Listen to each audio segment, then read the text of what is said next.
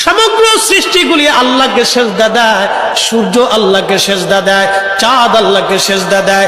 নবী বলেন, সাহাবীরা তোমরা কি জানো সূর্য কোথায় যে ডুবে যায়? সাহাবীরা বলেন, আল্লাহু রাসূলু আলাম, আল্লাহ জানে এবং নবী ভালো জানে।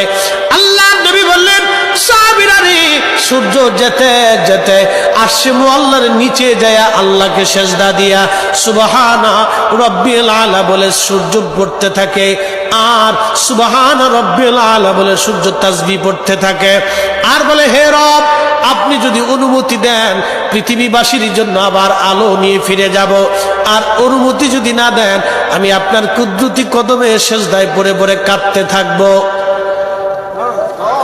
আল্লাহ নবী বললেন, সূর্য থেকে আমার রব অনুমতি দেওয়ার কারণে সকালবেলা তোমরা সূর্যের আলো পাও, কিয়ামতের পূর্ব সময় অনুমতি দেবে না, দেবে না, দেবে না।